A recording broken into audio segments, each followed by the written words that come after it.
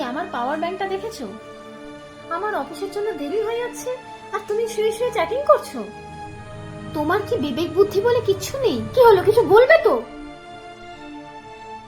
আচ্ছা, তুমি কোনো জিনিস যদি খুঁজে না পাও তার জন্য কি আমি দায়ী?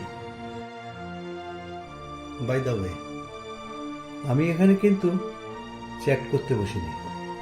আমি বড় বড় কোম্পানিতে আমি আমার সিভি জমা দিচ্ছি। কেন জানো তো? তোমার এই টোন টিটকারি আমাকে যাতে শুনতে না হয়।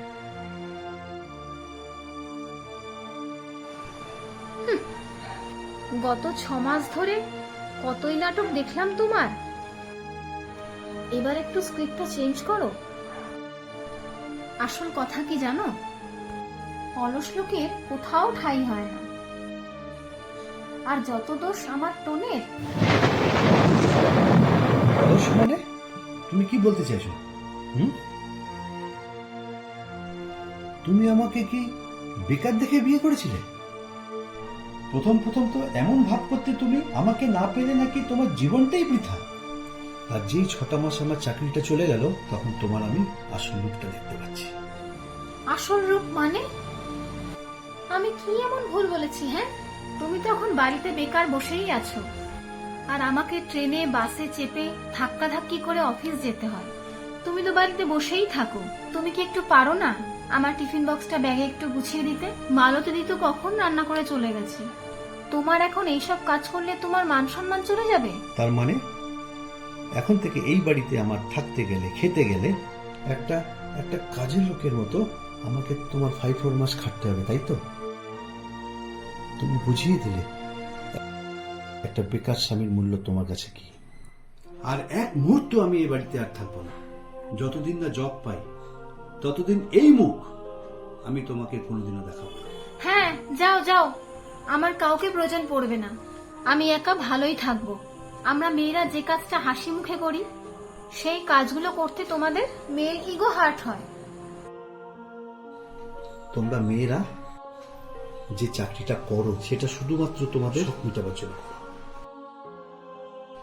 আর আমরা ছেলেরা যে চাকরিটা করি না সেটা তোমাদের প্রয়োজন মেটাবার জন্য, সংসারের প্রয়োজন মেটাবার জন্য আমরা নিঃশব্দে পুরো কাজটা করে যাই।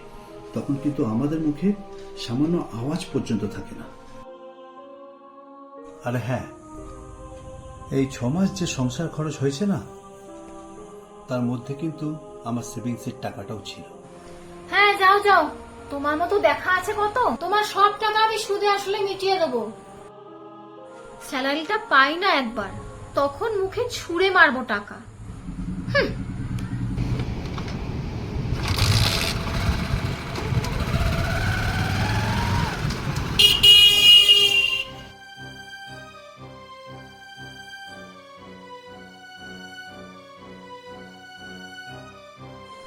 যা, আমি আর অফিসেই যাব না। আমাকে অ্যাটিটিউড দেখাচ্ছে।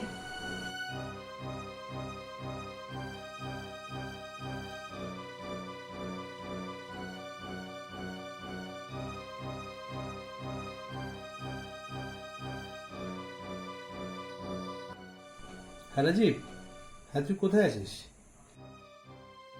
ভাই ভাই আমার একটা চাকরি কিন্তু খুব দরকার। না না, আমার বেশি টাকা মাইনে চাই না। আমাকে যে কোনো টাকার কাজই আমি করব। তুই শুধু আমাকে একটু লাইভ লোকেশনটা পাঠা, আমি এক্ষুনি পৌঁছে যাচ্ছি। ভাই আমার কাছে আর কোনো অপশন নেই।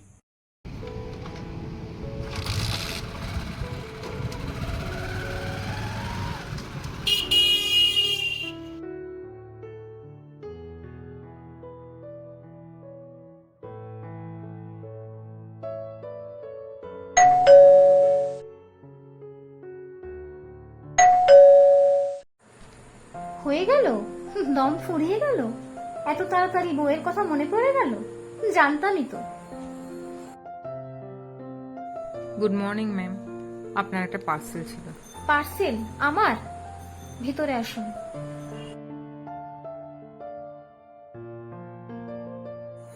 এটাই তো 1 নম্বর দেশবন্ধু নগর 68/1B। হ্যাঁ, অ্যাড্রেসটা তো আমারই, কিন্তু পার্সেলটা কি অর্ডার করেছে?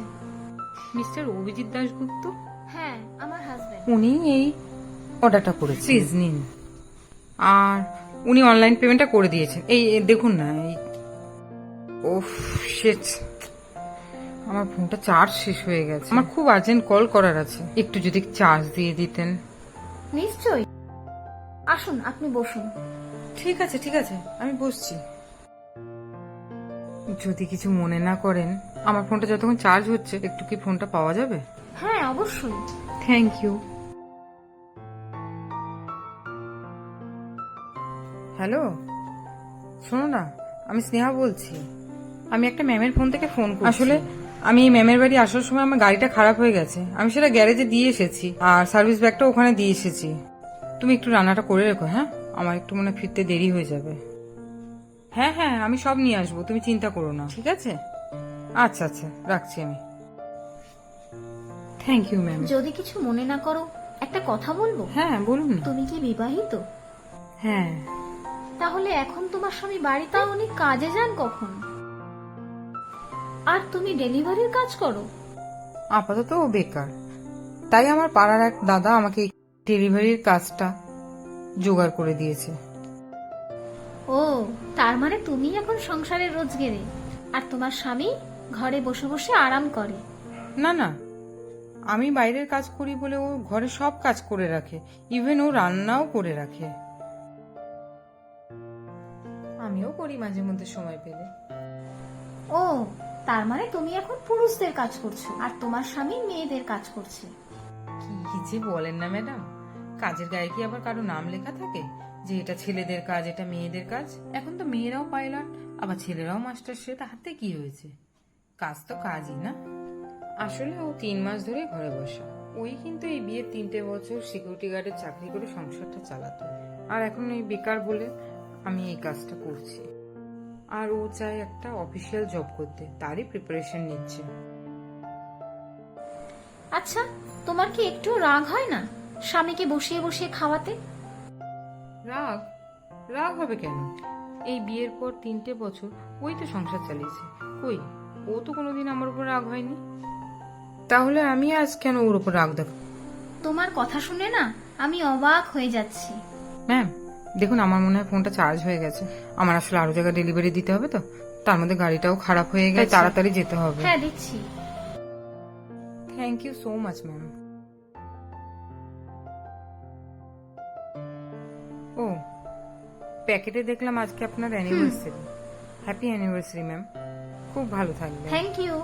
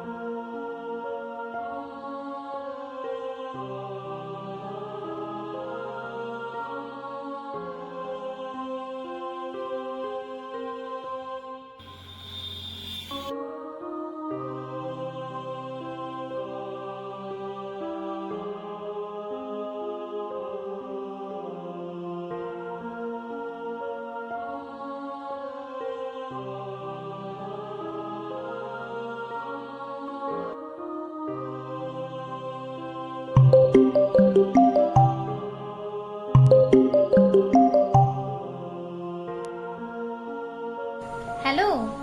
হ্যালো। Happy anniversary. আমার মতো বেকার স্বামীর আবার অ্যানিভার্সারি, আমার কি সেই সৌভাগ্য আছে? যা, এই দিনটা মনে পড়লো তাহলে তোমার। শোনো না, তুমি এখন কোথায়? আমি এখন একটা চাকরির ইন্টারভিউ দিতে যাচ্ছি। তুমি বরং এবছরের অ্যানিভার্সারিটা করোনা হয় এবার।